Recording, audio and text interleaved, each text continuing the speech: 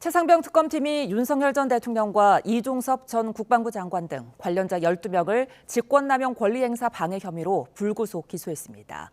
어제는 윤 전 대통령의 내란 재판에서 윤 전 대통령과 홍장원 전 국정원 1차장이 다시 한번 홍장원 메모 등을 두고 공방을 벌이기도 했는데요. 김성수 변호사와 함께 관련 내용 이야기 나눠봅니다. 안녕하십니까? 안녕하세요. 자, 최상병 특검이 지금 윤 전 대통령을 불구속 기소했습니다. 혐의가 그러니까 직권남용 권리행사 방해 그리고 공용서류 무효 혐의를 적용한 건데 수사 개시 지금 142일 만인 거죠?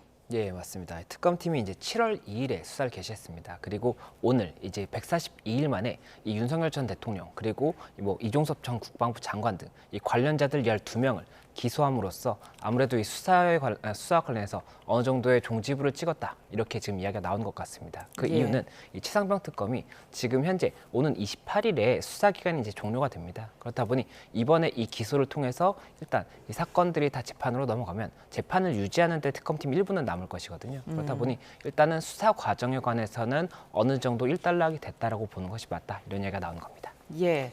자, 이에 더불어 지금 국방부 관계자들도 함께 재판에 넘겼습니다. 윤 전 대통령의 지시에 따라 외압에 가담한 혐의 같은데 조태용 전 국가안보실장 그리고 이종섭 전 국방부 장관 등이 포함이 되는데 앞으로 어떤 법적 절차 밟게 되는 겁니까? 예, 일단 재판 절차가 진행이 될 것이고 재판 절차를 이제 순서대로 말씀을 드리면 이 공판 준비 절차 또는 이제 공판 절차가 바로 열린다든지 이렇게 절차가 진행이 됩니다. 그리고 이 공판 절차가 열리게 되면 이 우선은 피고인 확인 절차랍니다. 인정신문이라든지 해서 이 해당 혐의를 받고 있는 피고인이 맞는지를 확인하는 그 절차를 거치게 되고 이후에 검찰에서 기소 요지를 진술합니다. 그래서 어떤 죄를 범하였다라고 검찰에서는 보고 있다 이렇게 이야기를 하는 이 절차가 진행이 되고요. 그 다음에 이 공소 사실에 대해서 이 지금 검찰에서 주장하고 있는 이 사실에 대해서 인정하는지 여부에 대한 이 피고인들의 진술이 있습니다. 피고인들의 입장을 밝히는 부분이 있고 이후에 증거 인부를 합니다. 이 지금 수사기관에서 제출한 증거들 중에 어떤 부분에 대해서는 동의할 수 없다라든지 부인한다든지 이렇게 되면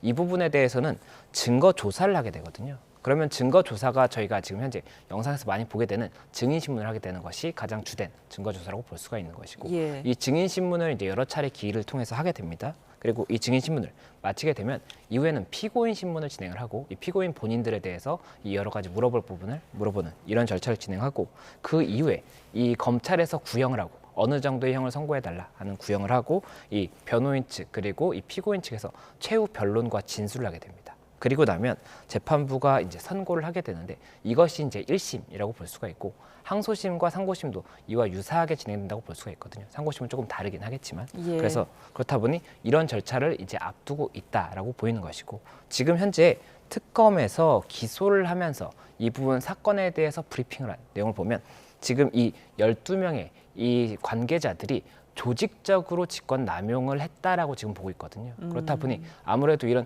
조직적인 부분들에 대해서 어떠한 역할을 했는지 이런 것들이 이 재판 과정에서 굉장히 첨예하게 다퉈지지 않을까 생각이 듭니다.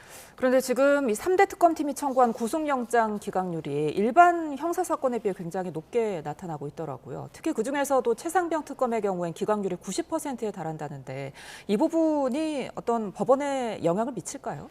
예, 일단 이 대검찰청에서 최근 3년의 통계를 이제 조사를 했던 부분을 봤습니다. 그랬더니 2022년에는 이 기각률이 18.6%, 그리고 2023년에는 기각률이 20.4%, 2024년에는 22.9%였거든요. 그런데 지금 그래픽에 나오는 것처럼 이 3대 특검 같은 경우에는 기각률이 30%를 넘어갔고 특히나 지금 현재 최상병 특검 같은 경우에는 10건 중에 9건이 기각이 됐습니다. 그렇다 보니 이런 부분들과 관련해서 아무래도 특검에서 여러 가지 보고 있는 범죄 혐의와 재판부에서 보는 것이 다른 것이 아니냐라는 의견이 나올 수가 있는 것이고 이 부분 이제 조금 더 설명을 드리면 이 구속영장을 청구하고 기각이 되는 사유는 어떤 것이 있냐면 이 범죄 혐의에 대해서 다툴 여지가 있다라는 이유로 해서 기각이 되는 경우가 있고 아니면은 증거인멸이나 도주의 우려가 없기 때문에 범죄 혐의에 상당히 소명은 있었지만 그럼에도 불구하고 기각되는 경우도 있거든요. 그렇다 보니 지금 현재 이 기각이 된 사유가 만약 범죄 혐의에 대해서 충분하게 소명이 되지 않았다라고 보고 재판부에서 기각을 했다라고 한다면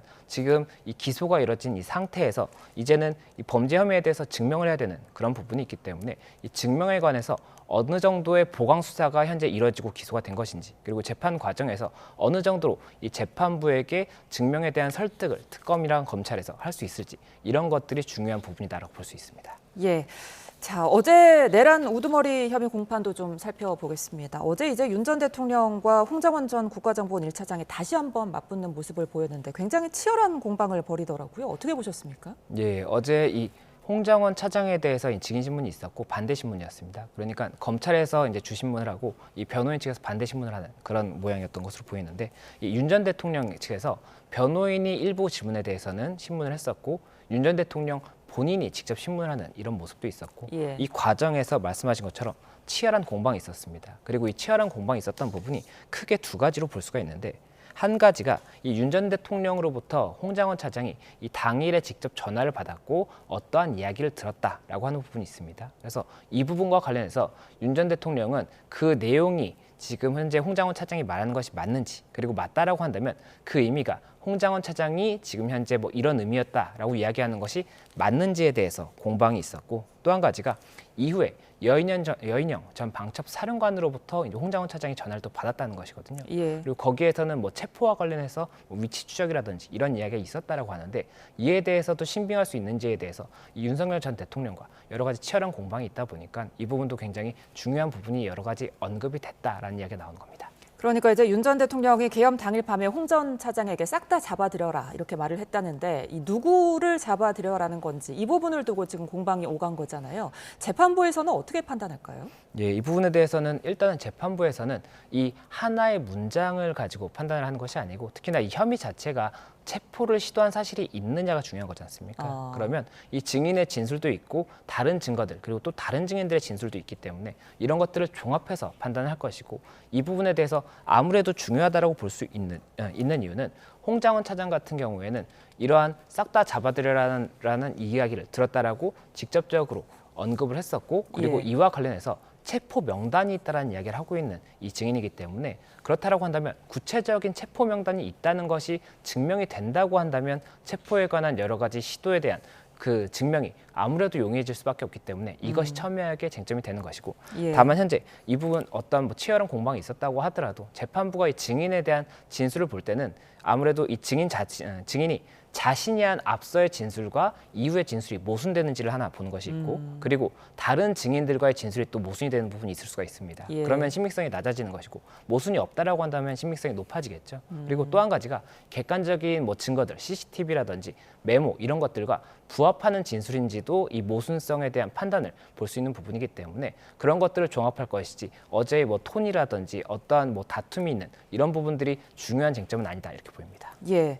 자, 그리고 또 이제 헌재에 이어서 홍장원 메모가 또 한 번 지금 쟁점이 됐습니다. 체포 대상 명단을 적은 메모인데, 이 부분에 대해서 증거 채택 여부를 두고 공방이 벌어진 거죠? 예, 맞습니다. 이 홍장원 차장이 지금 이야기를 하고 있는 부분은 이 윤 전 대통령과 통화를 할 때 싹 다 잡아들여라라는 이야기가 있었고, 방첩사를 지원해라라는 이야기도 있었고, 이후에 여인영 전 반척 사령관이 전화를 해서 이런 사람들, 이 특정인들에 대한 체포를 위해서 위치 추적을 국정원에 요청한다라는 이야기를 했다는 겁니다. 그리고 이를 통화를 하면서 메모를 가피를 했고, 그리고 이것을 지금 홍장원 차장이 이야기하는 것은 가피란 내용을 이후에 이 보좌관이 조금 더 깔끔하게 정리를 한번 했었다는 겁니다. 예. 그리고 그 깔끔하게 정리한 것은 폐기를 했는데, 그 다음에 보좌관이 다시 한번 정리를 한 3차 메모가 있고, 이 3차 메모에 본인이 이런 뭐 동그라미를 친다든지 추가적인 메모를 한 4차 메모가 있다는 것인데, 지금 현재 쟁점이 되는 건 이 4차 메모가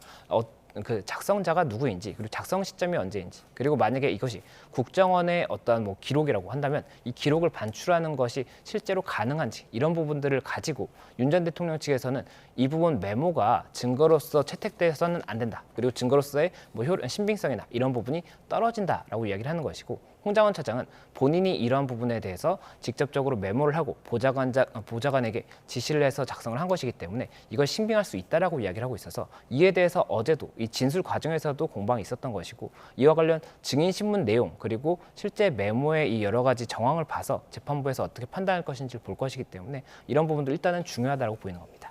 이 메모의 증거 채택 여부에 따라서 처벌 수위나 법적 근거도 달라질 것 같은데 재판부는 어떻게 판단할까요? 예, 일단 재판부에서도 고심이 깊을 것 같습니다. 그렇다 보니 이 증거에 대해서 아직까지는 어떠한 판단을 유보를 하고 있는 것으로 보이고 예. 그렇다 보니 일단 뭐 작성자라는 경우에 작성자가 보좌관이 작성한 것이라고 한다면 보좌관에 대해서도 증인 신문이라든지 이런 것들을 검토를 해봐야 될 수도 있는 것이거든요. 그렇다 보니 작성자에 대한 고민도 해봐야 되는 것이고 이 작성 시점이라든지 이런 부분들에 대해서 윤 전 대통령 측에서는 작성 시점이나 이런 것들이 신빙하기 어렵다라고 주장을 하고 있기 때문에 예. 이런 것과 관련해서 뭐 CCTV라든지 여러 가지 다른 증거들이 있지 않습니까? 예. 그런 증거들을 종합을 했을 때 이 부분이 증거로서 증거 능력이 인정이 될 수 있는지 그리고 인정이 된다고 했을 때 어느 정도의 신빙성을 가지는지 이런 것들은 재판부의 판단에 따른 것이기 때문에 이 부분 어떻게 판단되는지를 봐야 되는 것이고 이 판단을 위해서는 특검 측과 지금 윤 전 대통령 측에서 첨예하게 다투고 있지 않습니까? 예. 각각의 주장을 뒷받침하는 근거를 제시해야 되기 때문에 어떠한 근거가 나오는지가 중요합니다.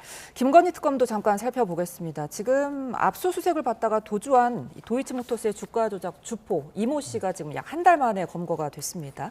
김건희 씨 수사에 어떤 변수 될까요? 예, 일단 이 이모 씨 같은 경우가 이 도이치모터스가 이제 1차, 2차 이렇게 두 번의 주가 조작이 있다라고 보고 있는 것인데 1차의 주포라고 지금 보이는 그런 인물입니다. 예. 그리고 이 건진 법사를 김건희 씨에게 소개한 인물로도 지금 예상이 되고 있는 그런 인물이거든요. 그렇다 보니 만약 이 당사자로부터 직접 들은 진술이라든지 아니면 뭐 휴대전화를 확보하고 이에 대한 포렌식을 통해서 어떤 특정한 사실관계가 나오고 해당 사실관계가 뭐 새로운 혐의에 대한 부분이라든지 아니면 지금 현재 수사 중인 이 혐의에 대해서 보강할 수 있는 사실관계가 나온다라고 한다면 그런 부분들에 대해서 여러 가지 수사의 단초라든지 여러 가지 증거로서의 가치가 있는 이런 부분들이 나올 수가 있기 때문에 일단은 수사를 진행하겠다라고 하는 것이고 지금 도주를 한 차례 했다가 한 달여 만에 검거가 된 그런 상황이지 않습니까? 체포가 된 상황이기 때문에 그렇다라고 한다면 영장을 우선 청구할 가능성이 굉장히 높다라고 보이기 때문에 영장을 청구해서 신병을 확보한 다음에 수사가 이루어지지 않을까 생각이 듭니다. 알겠습니다. 오늘 말씀 여기까지 듣겠습니다. 지금까지 김성수 변호사와 함께했습니다. 고맙습니다. 고맙습니다.